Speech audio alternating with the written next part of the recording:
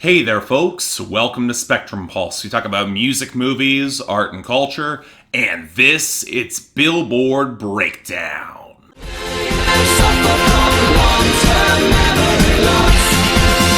I don't remember. You know, I'd call it funny if I was anyone else. See, I predicted last week that Meek Mill would have something of an album bomb. He already had two just in the course of me covering the charts on this show, and I expected, given the hype, there would be yet another one here, especially given some of his critical acclaim, at least for this album. But you know what, the Spotify numbers didn't seem that huge, and it's not like he'd ever get that much sales or much radio, or so I thought. So imagine my extreme exasperation when we not only got 14 new Meek Mill songs, we also got a mini album bomb from Lil Baby, an artist who I thought we could leave behind, preferably by the side of an abandoned road somewhere in Wisconsin, and a sizable list of new arrivals, bringing our round total up to 27 new songs for this week. All right before the holidays, while I still work full-time in the middle of trying to wrap up multiple year-end lists with a tighter schedule than any other year prior because of real-life constraints.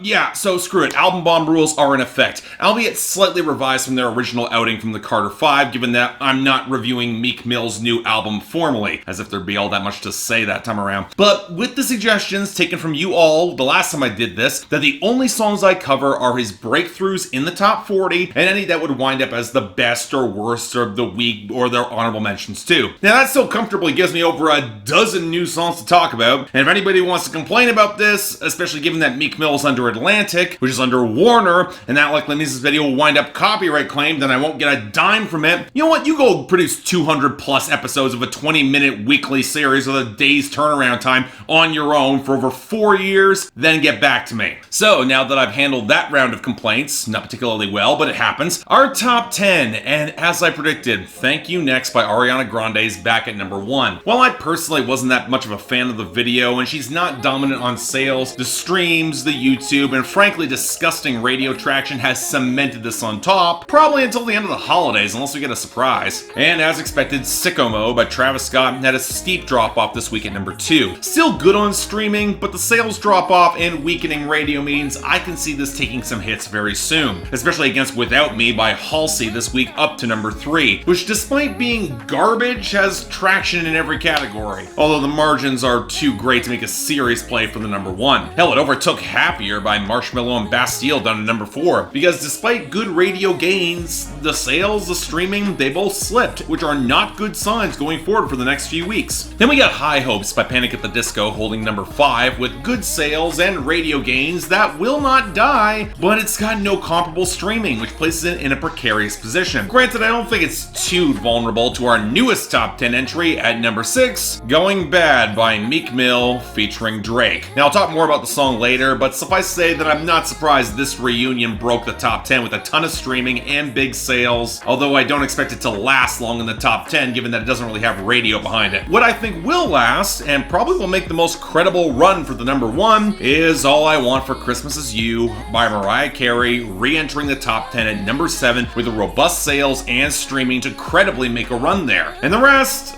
look, it's hard to care about any of these. ZZ by Kodak Black featuring Travis Scott and Offset's down to number 8 as streaming has started to slip. Drip Too Hard by Lil Baby and Gunna fell number 9 on slightly better on-demand streaming, but weaker YouTube and radio, and it's still slipping. And Mo Bamba by Sheck West fell down to number 10 as the flash in the pan that it is for similar weak streaming stats. But of course, on any album bomb week, we've got our losers and dropout list. And look, I actually think it would take less time if I listed all the stuff that didn't fall off or take losses. It was a bloodbath here. Hell, if you're looking to clean the slate for 2019, this would be the way to do it. As In My Feelings and Nonstop by Drake, Booed Up by LMA, Tequila by Dan and Shay, Lose It by Kane Brown, I'm a Mess by BB Rexa, Hanging On by Chris Young, Never Recover by Lil Baby, Gunna, and Drake's Back Again, Blue Tacoma by Russell Dickerson, I Love It by Lil Pump and Kanye West, and Falling Down by XXXTentacion and Lil Peep. All these are gone, and they're not coming back. And then we have the losers, and let me just briefly get through the ones that are a bit more interesting first. You by Jacquees fell down to 100 off the debut. Nice work, Mr. King of R&B. And then losing all the gains, we had Stupid by 6ix9ine and Bobby Shmurda down to 89, and Be Alright by Dean Lewis down to 79. And continuing down, we had losses for Backing It Up by Partisan Fontaine featuring Cardi B Beat at 86, That's On Me by Yella Beezy at 80, and Bad by XXXTentacion at 75. Expect a rebound with the album bomb next week, so yeah, now I'll have to look forward to. The rest of these here,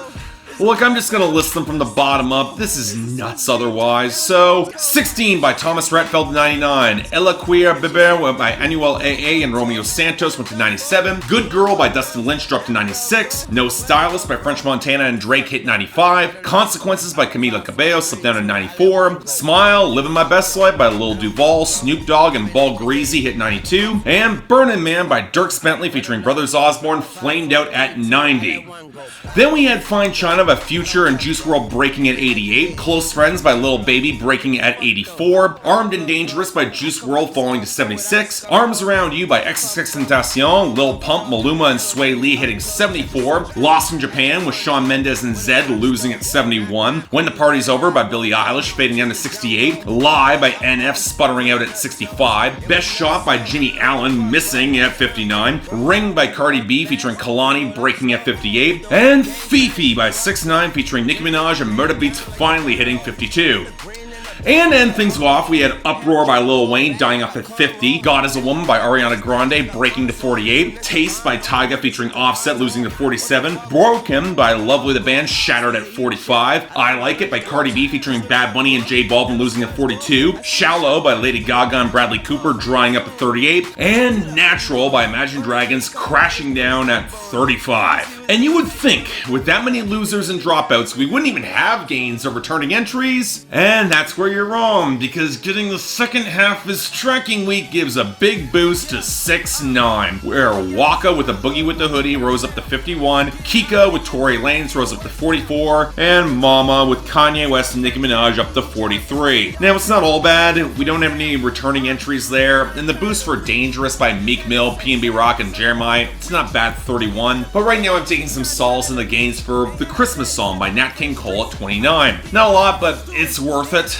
And before we get to the new arrivals proper that I'm discussing, here's the position of the other Meek Mill songs that hit the Hot 100 and are excluded out of these album bomb rules. Pay You Back by Meek Mill featuring 21 Savage at 78, Splash Warning featuring Roddy, Ricch, Future, and Young Thug at 77, Almost Slipped at 73, although the song has the infinitely quotable line, Relationships Turn into Situationships, Tic Tac Toe with Kodak Black at 72, Championships at 70, probably the best of these, Trauma at 61, Respect the Game at 57, his intro at 55, look, I love Phil Collins too, but there's enough questionable lines to keep that song from being better, and 24/7 with LMA at 54. But now on to the other new arrivals proper, starting off with number 98, Word on the Street by Lil Baby. I went straight up to the mark, so they hate, and I got a lot of cars, they all over the deep. I was at the bottom, literally I was bossed in, then I took off, I ain't had no water option, I was too calm, now nigga just pop shit, I was in Japan, buying drip and blowing in. You know, I've tried to avoid using the term mumble rap as a slam against acts over the past couple of years, I really have, mostly because there's a lot of artists who get hit with that mushy label and they're not really in that lane. But is there any way you can go to this track and call it anything else with the overblown bass and the rinky-dink electric piano amidst all the dense trap skittering in the auto-tune? It's not like Lil Baby is anything worthwhile to say this time around with his slapdash flow, beyond pointing out how it's very unlikely he was literally boxed in, and that you probably shouldn't brag about falling asleep while you're getting head. Now that being said, the flow is better here in comparison with the bars they had on that Gunna collaboration that was terrible, so I can see this being passable, but it sure as hell is forgettable. Number 91, Global by Lil Baby. These niggas capping that shit blow up. My dog rapping, hope he blow up. I need my chicks without no hold ups. I put my city on my shoulders. I told the truth in every story that I told them. I fucked around and showed them. And yet somehow the last song is measurably better than this turd. The snare whir is a mess, the piano is drowned out by the bass knock which swamps out everything, and Lil Baby seems to regard a good flow, even smothered in auto-tune, as optional. Hell, even on a structural level, this is a disaster. The hook barely stands out against more of the verses, the bragging is utterly forgettable, he's taking your girl to suck him off, and it's a little bit rich to say that he did all this with no assistance whatsoever, because without that Drake cosign and the bad Young Thug impression he's doing, he would have no career. So yeah, this is a turd. Next, number 85, Oodles and Noodles Babies by Meek Mill. I had a dream that I seen him a ghost. I used to act up when I went to school. Thought it was cool, but I really was hurt. Wanted my family to cut in my games. My mama couldn't make it cause she was at work. Remember my grandma, she took me to church. Really, no, I ain't wanna go.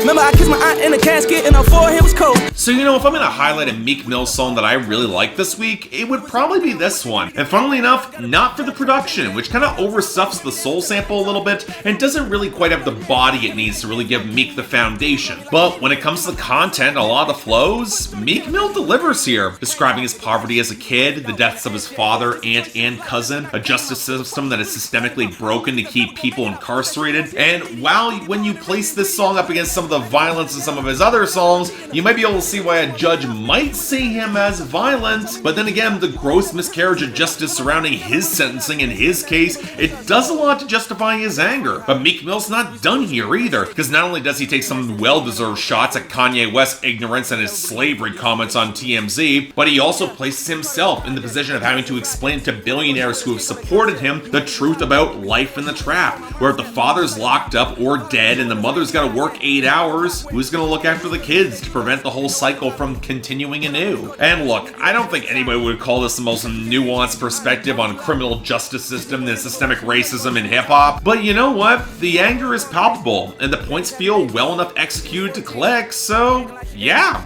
Good song. I'll take it. Number 82, Crush a Lot by Lil Baby.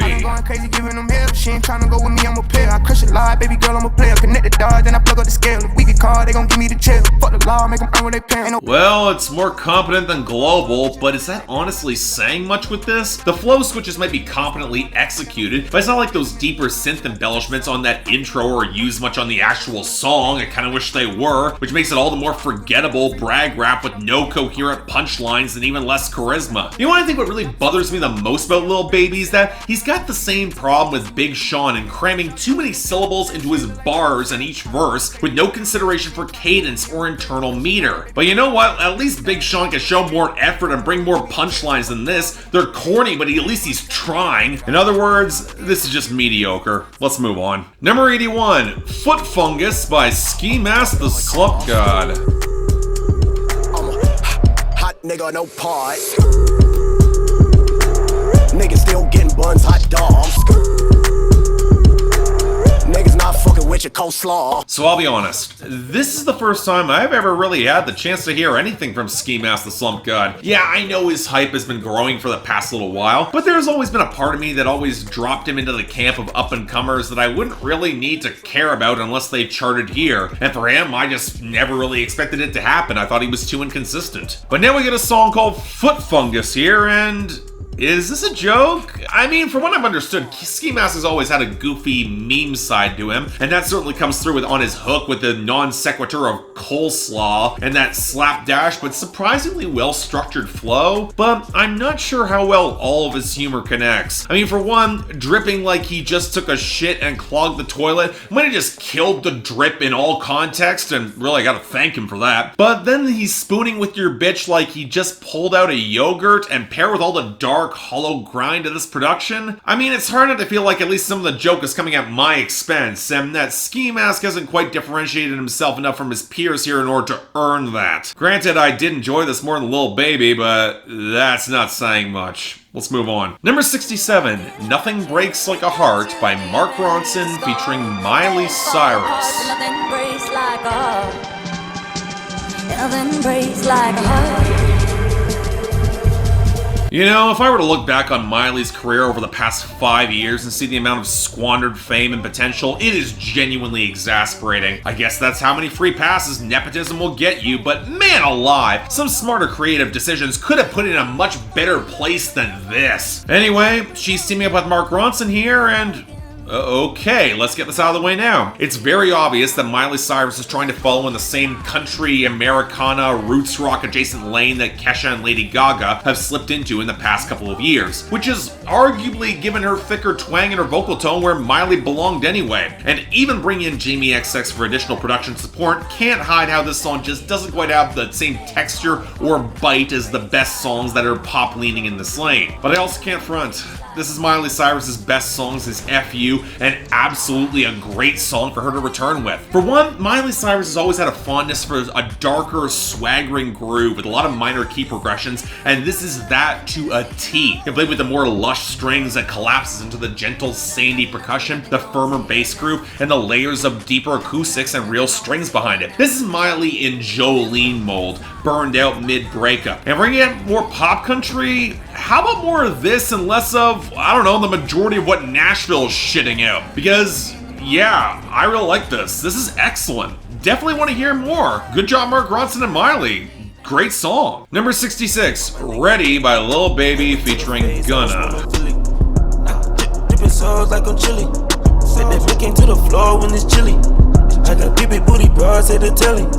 And then up from the store who was ready. Man, I really wish that Metro Boomin had some quality control on who he gave good production, because if there is something that saves this song from falling off, it is the darker, atmospheric melody and the piano touch smolder of it all. Just a damn shame that he gave it to Lil Baby and Gunna, who have no idea what to do with it beyond your standard, utterly forgettable brag rap with no real intensity or flair. Seriously, there's not even much in terms of bad lines worth quoting. There's nothing here. This is filler dumped over a production that really deserves better.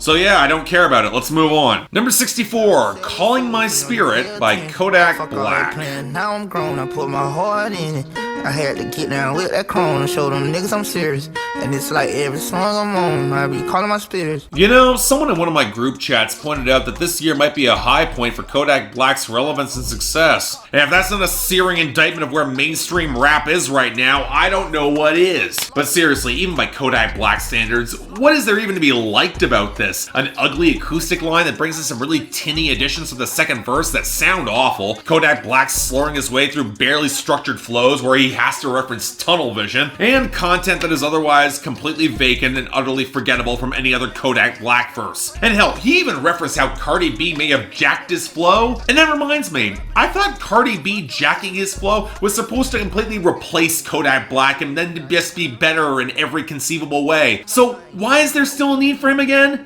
Cause this sucks. Next, number 63, Nuketown by Ski Mask the Slump God featuring Juice WRLD. Unsurprisingly, the second song Ski Mask gets to chart has Juice WRLD on it because people can't apparently get enough of his mediocre misogyny. But I will say that this isn't quite what I was expecting here. For one, even if Ski Mask's flow is incredibly unstable, he can at least string together some credible and colorful punchlines with enough tenuous structure to work. I mean, I like his verses. And then we get the warping scratch of the melody around the bassy trap knock. It's nothing special, but it could work. But then we have that hook.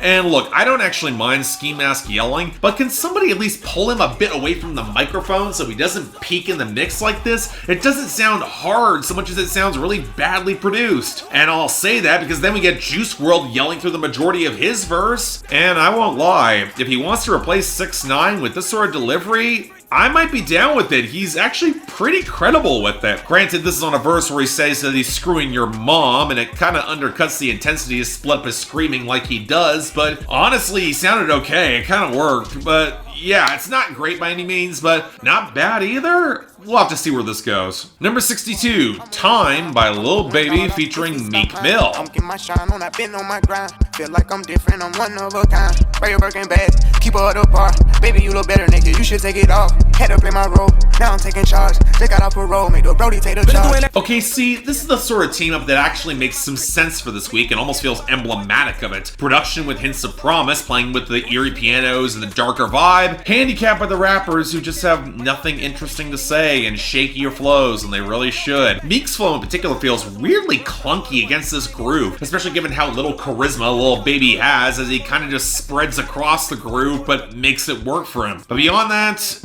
yeah, just nothing to say about it, just kind of forgettable. Next, number 60, Good Form by Nicki Minaj featuring Lil Wayne. You know I don't ever cheat because I'm good to him. My gotta have his baby nurse is gonna push for him. You see, I let him eat the cookie cause it's good for him. And whenever he eat the cookie, he got good form. He know that when I'm pulling up, I'm in a good form. I be like, oh, he love me, good form. So let me walk you through this. In the re-release of Queen's Deluxe Edition, instead of keeping Fifi on the album, Nicki removed it in favor of a remix of a song that I actually used to kind of like from the album with a new verse from Lil Wayne. Shows how loyal she was to 6ix9ine and Treyway here, eh? But whatever, it's gotta be a step up from Fifi, right? Well, the awkward thing is that it's just good form with a verse tacked on from Lil Wayne. It's not all that different. And as much as I dug the bombastic production, Nicki's verses imitating 6ix9ine's lyrical style can feel really lazy when you're followed up with Lil Wayne, who can actually follow up with some overblown sex references that hit the right spot between being really stupid and kind of hilarious. I mean, only Lil Wayne would point out how everyone has the juice but no glass to pour it in, or how his dick can turn into a pipe bomb. I mean, in other words, I can't in good conscience say this is all that good, but it's alright. It was funny. I'll take it. Number 46, Pure Cocaine by Lil Baby. Do a brick gang, whip up shit, this pure cocaine. Yeah, from the streets, but I got a little sense, but I had to go cook no brain. Cook no brain, ain't worried about you, I'ma do what I do and I do my thing. So here's the thing. This is probably the Lil Baby song that I like the most this week. Yeah, Lil Baby's not saying much of anything that's all that interesting. I'm still not wild about his mushy auto-tune flow where he's getting your girl to screw his friends, but at least he sounds a little bit tighter on this groove and the glittery keys against the swampy bass and touches the piano. They're doing a lot of heavy lifting. And you know what? For this sort of icy cut going into winter, the hook kinda works. Should be about the only thing anybody will remember from this song, so I don't know. It's fine. I'll take it. Number 41, Let It Snow, Let It Snow, Let It Snow by Dean Martin. And since we've no place to go, let it snow, let it snow, let it snow. So I'll say it, it's just kind of weird to see holiday standards debut in the Hot 100 like this, even if I'm not about to complain about the late Dean Martin slipping into an old crooning Christmas song onto the Hot 100. And man, I'll freely admit that there's something about the old school Rat Pack cool against effortlessly bouncy but classy arrangements that just kind of works for me, with no need to overplay and compromise the intimacy. Now, the life and legacy of the late Dean Martin is honestly too overstuffed to include here. He had 2 different shows that ran for nearly a decade apiece. He had 7 top 10 hits and entirely too many albums that he put out. But you know what? If this is just a quick snapshot of a Christmas song that holds up, I'll take it. It's good stuff. Number 39, Uptown Vibes by Meek Mill featuring Fabulous and Annuel AA. Talk to me nice, show you what they been about. Whoa, pipe down, throwing up shots. First we shut them down, then we open up shop. Realest nigga around, just in case y'all forgot. They been trying to stop the wave, but the wave don't stop. Man, that horn melody is doing some heavy lifting on this thing, especially with how well the bass is sequenced to really build up the hook with Meek Mill hollering the way he does. Now, thankfully, Fabulous can step in and modulate the energy a little bit with a pretty good verse. And then we have Annuel AA, who is perhaps a little bit too blunt in his over-the-top bragging when you translate his verse, especially around what he says about his current girl. Honestly, for as much as I really like the production, I think Meek Mill's the problem. I at least wish he had tried for some of the wordplay beyond just some interjections of Spanish. I mean, there is potential to this, especially with his level of energy. Although, yeah, still good. I'll take it. Number 36, Rudolph the Red-Nosed Reindeer by Gene Autry. And if you ever saw it, you would even say it glows. So here's the thing with this song in particular. It's topped the charts before. Yeah, before Billboard even started tracking an amalgamated Hot 100 in 1958, there were distinctive charts that tracked radio and sales and jukebox numbers, and this song hit the number 1 on those charts in late 1949. It would go on to be covered by plenty of crooners throughout the next couple of decades, and my personal favorite is the more lush arrangement that Burl Ives brought for the TV special that we all know and love. But Gene Autry's version is credible enough, but beyond that, it's just a solid kid's song, and I get why it's a holiday standard, even if it's not quite one of my personal favorites, to be honest. Oh, still good though. You check it out, it's worthwhile hearing again. Number 30, On Me by Meek Mill featuring Cardi B. Fucking on all bad bitches. I want a brand new rose, and I want all bad bitches. I want a freak nasty that'll grant all my wishes.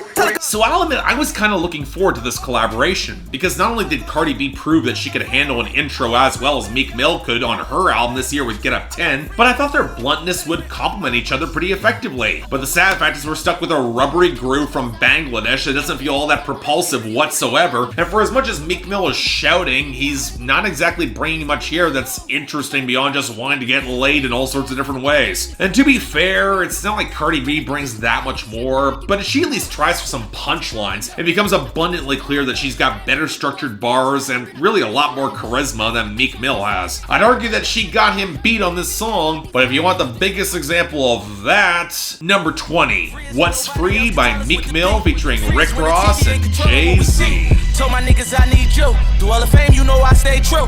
I'm almost at a loss of how to even approach a song like this. So let's start off with the fact that while it is extremely audacious of them to flip Biggie's, I was inclined to allow it providing the verses were good. And I think my biggest problem with the song is that for all the promising as all these verses are, if you give them a little bit of greater thought, the song just starts to fall apart. I mean, I get Rick Ross's frustration and a lack of critical acclaim, because while I have given failing scores to 2 of his albums back in 2014, he has gotten significantly better in the past couple of years. I'll give him that. But then he takes a lot of cheap shots at 6ix9ine, he drops a homophobic slur as a punchline, and then you're reminded that despite all of his jabs, 6ix9ine seems to have been rolling harder in these streets than Rick Ross ever has. Then there's Meek Mill's verse. Honestly, it's fine enough, I liked it. I like the message of reforming the system, although it's coming with the patronage of billionaires, that does raise some eyebrows. And then there's Jay-Z's verse. And yeah, it's good, and there's a complicated conversation surrounding Jay-Z's goals that are set more against the current president of the United States and Kanye. But for him to rail against gentrification and then ignore his role in the Barclays Center, which many residents of Brooklyn protested would make gentrification worse, or for him to take pot shots at Billboard hits when they found out you were faking title streams, Jay, especially given how Everything Is Love was marketed as The Carters, so that when it didn't top the charts, you wouldn't lose your Billboard streak on the 200, or when you actually start bragging that you're living tax-free given your billionaire status.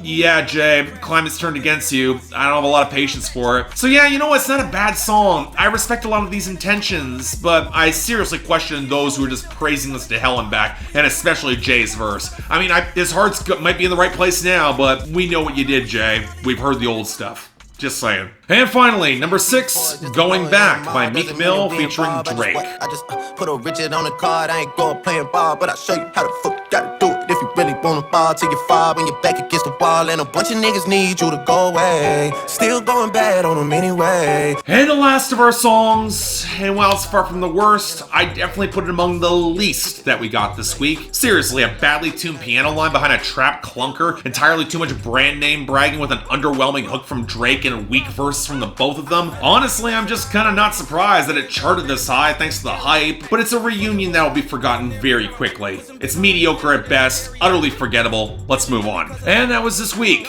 Man, even cutting out a chunk of the album bombs, this went long and a lot of this wasn't good. Worst of the week is Global by Lil Baby, easily, with dishonorable mention sliding up to Calling My Spirit by Kodak Black, because that was a turd too, and a badly produced one at that. Best of the week, you know, I wanted to give it to Meek Mill, I really did, but he is getting honorable mention for Oodles or Noodles Babies, while the best goes to Mark Ronson and Miley Cyrus for Nothing Breaks Like a Heart. Believe me, I'm as surprised as anybody. That's a really great song and the sort of comeback that deserves to do pretty well. Next week, the fallout from all this, but oh, you know, like, who are we even kidding? It's gonna be a bunch of posthumous XXXTentacion, just another album bomb there, just goddamn wonderful. Why do I even do this show? But until then, I'm Mark, you're watching Billboard Breakdown on Spectrum Pulse, and I'll see you next time.